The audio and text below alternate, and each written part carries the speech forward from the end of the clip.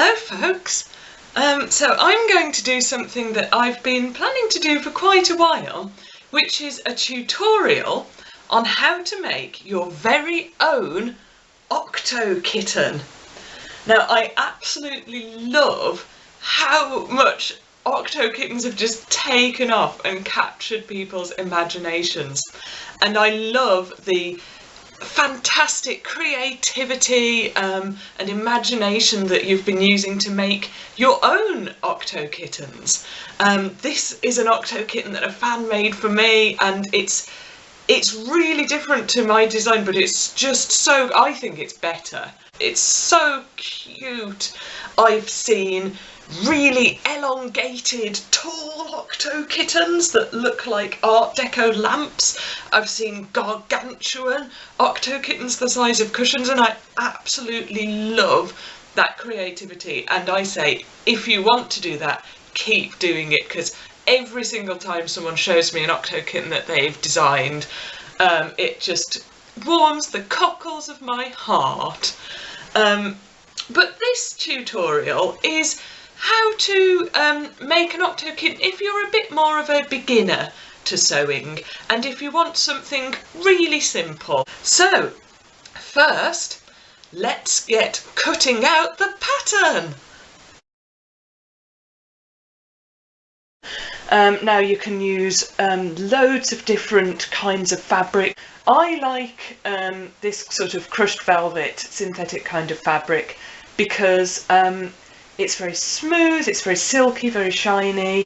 When you stuff the tentacles, because it stretches slightly, it can give them a bit of a bend, which just makes the octo kitten look more sort of dynamic and mobile. You do need to be a bit careful if you choose this stretch velvet though, because it is quite difficult to work with, because it can slip and slide over each other as you're sewing. Now, before we start cutting out our octo kitten, we need to think about the grain of the fabric. So the grain of the fabric is the way that the threads run through the body of the fabric. So it doesn't stretch this way, but it does stretch this way. So if you wanted to have a very tall octo kitten, you might consider positioning the template like this, because then as you stuff the octo kitten, it'll stretch upwards and it'll get quite tall. I prefer a sort of more of a wide octo kitten, so I'd position it like that, because then as you stuff it, it gets wider and wider.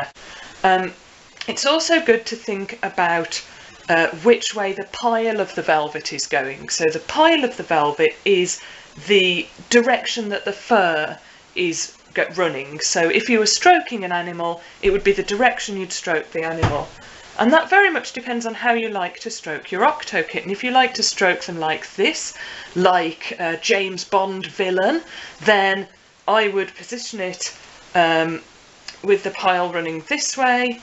I would never recommend cutting anything on the bias. So the bias is on the diagonal, because as you can see, it stretches both ways, and when you're making small toys like octo kittens, then you'll just find that it just stretches in all random ways, and it just buckles and goes all bizarre. If you want to conserve your fabric, you would want to position it as far towards the edge of your fabric as you possibly can. When you're making clothing, a lot of people draw around their pattern with chalk, which is a fantastic idea, because if you make a mistake, you can simply rub it out and you won't see it on your finished garment at all.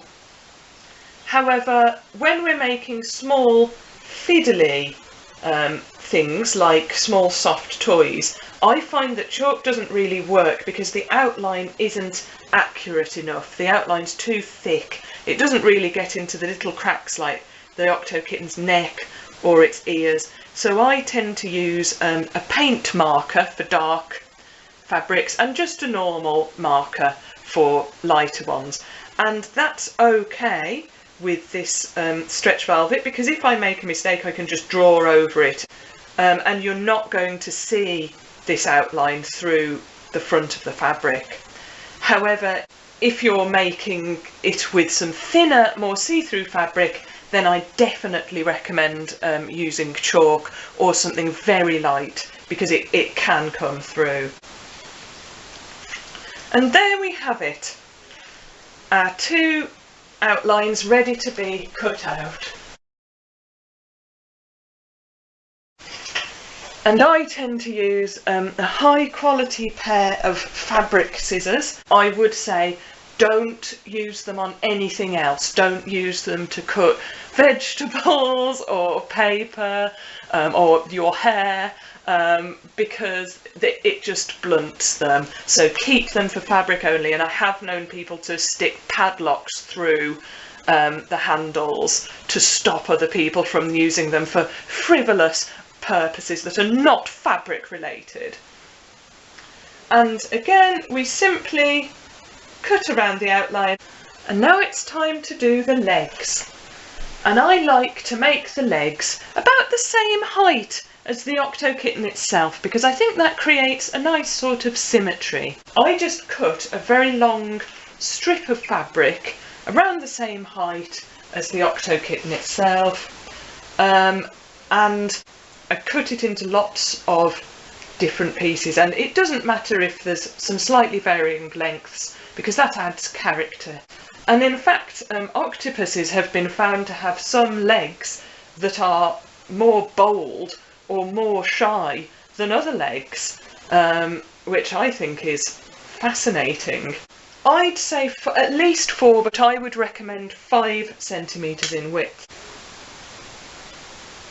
But octopuses are fantastic animals because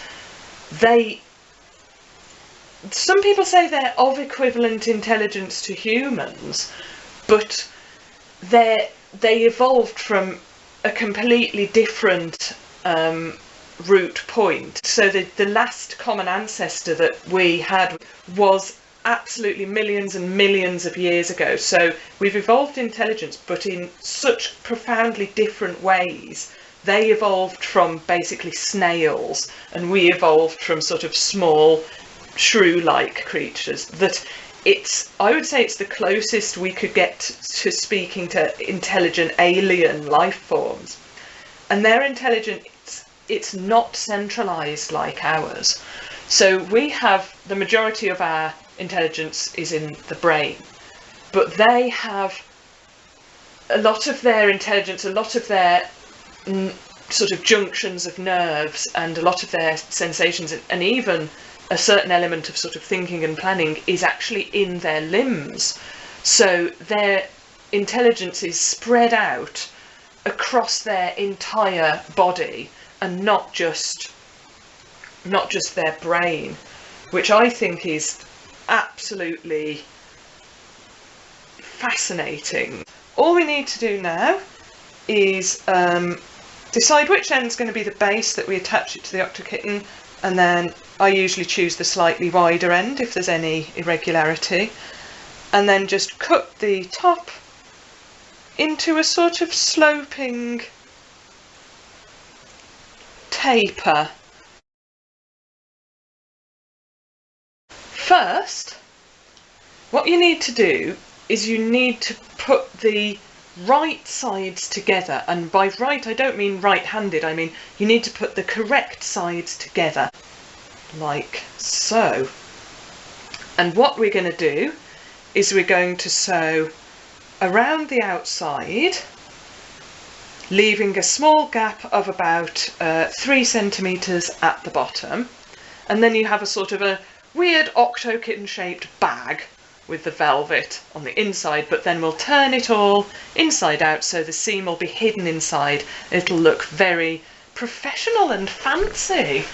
Then you definitely need to use pins, because what these do is they keep the fabric together as you sew it. I sew really close to the edge, and I use very small stitches as well because of how small the item is. So I'm going to do a back stitch.